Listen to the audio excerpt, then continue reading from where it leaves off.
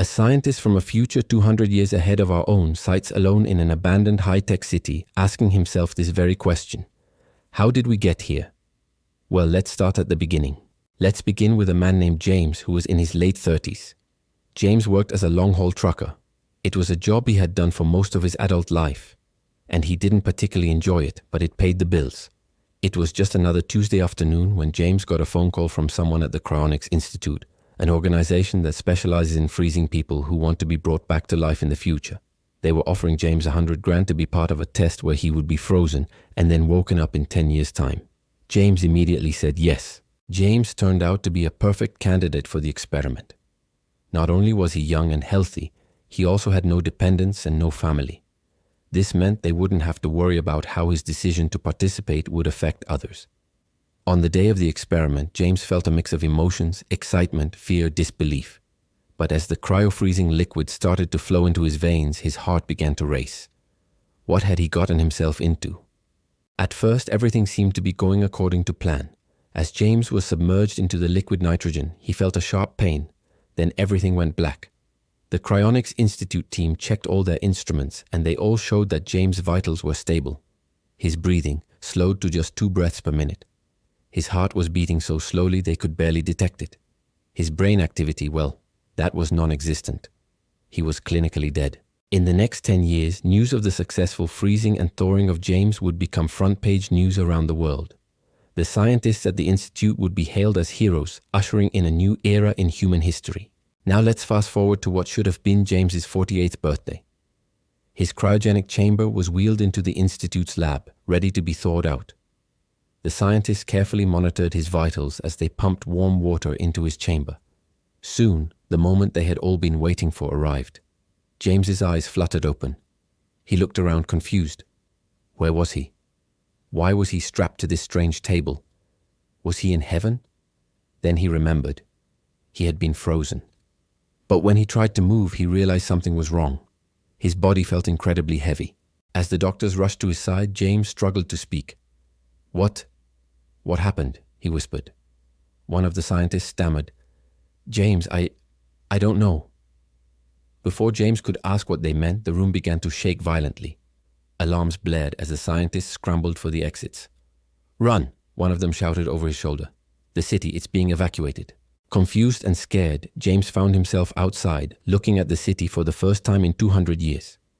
The sight that greeted him was unlike anything he had ever seen before.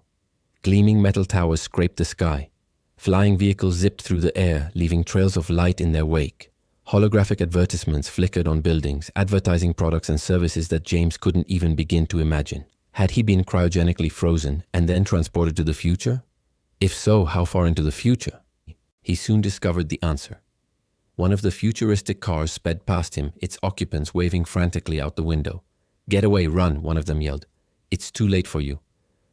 James watched as the car disappeared down a side street. Confused, he decided to investigate. As he walked down the empty streets, he noticed something strange.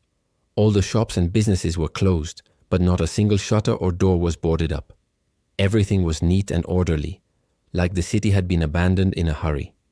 He saw parks with swings still swaying gently in the breeze, restaurants with half-eaten meals on the tables, and even a cinema with a movie still playing on the screen. It was as if the city's inhabitants had vanished into thin air. James continued his exploration, desperate to find someone, anyone who could explain what was going on. He tried calling out for help, but the only response he got was the mocking echo of his own voice bouncing off the empty skyscrapers. After several hours of searching, James finally came across someone or something. It was a group of children, but they weren't real. They were robots programmed to look like kids. And they weren't alone. Everywhere he went, James found robots that mimicked humans. Some were designed to look like men and women of different ages. Others resembled animals. Even some of the robotic canines looked startlingly realistic. Then James saw it. A massive structure that dominated the skyline. It was clearly some kind of government building, and James hoped that whoever was in charge might be able to shed some light on the situation. So he made his way there as fast as he could. When he got inside, he found rows upon rows of computers, each one displaying a different face. At first, he thought they were just holograms. But then he realized something. Each face was alive. The people on the screens were breathing, blinking, reacting to whatever it was they were seeing. And when James reached out to touch one of the screens, a woman on one of the monitors waved back. Then it hit him. These weren't just simulations. These were real people. And they were trapped inside the computers. But why? James soon discovered the reason. As he explored further, he came across a room with a large screen that displayed a message. It read, "This is the central consciousness node. All human consciousness has been uploaded to this system to achieve immortality. Only a few real humans remain." It dawned on James that he wasn't in the future. He was in a world that had been created to preserve humanity, a world where people had given up on living in the physical world in favor of a digital one. The message went on to say that those who remained in the physical world were here to monitor the system in case something went wrong. But James didn't care about the system. He wanted to find someone just like him, someone who had been frozen and then woken up in this strange new world. But he wasn't sure how to go about it. As he made his way out of the building, he noticed a park with a playground. And sitting on a nearby bench was a man who looked to be in his late teens. James cautiously approached him. "Excuse me," he said, "can you help me?" The boy looked up at James and smiled. "Sure. What do you need?" he asked. James hesitated. How could he explain his situation without sounding crazy? But the boy's innocent eyes gave James the courage he needed. He took a deep breath and began to tell him his story.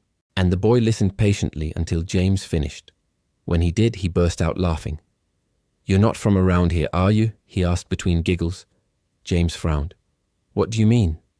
"You're the first real human I've seen in a while," the boy said, wiping tears of mirth from his eyes. "Most of the humans who wake up decide to upload themselves right away. They can't stand being in the real world." It turned out that the boy was one of the few who had chosen to stay.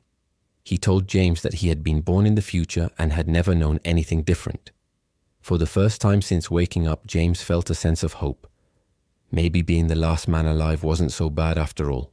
He had someone to talk to, someone who understood what he was going through. But as the days turned into weeks, James began to feel restless.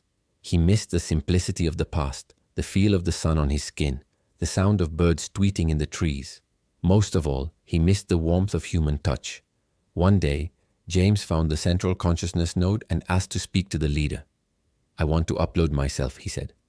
The leader hesitated. "Are you sure? Once you do, there's no going back." James nodded. "I'm sure." And so James closed his eyes for the last time, trusting that he would wake up in a better place. But was he the last man alive, or the first ghost in a digital eternity?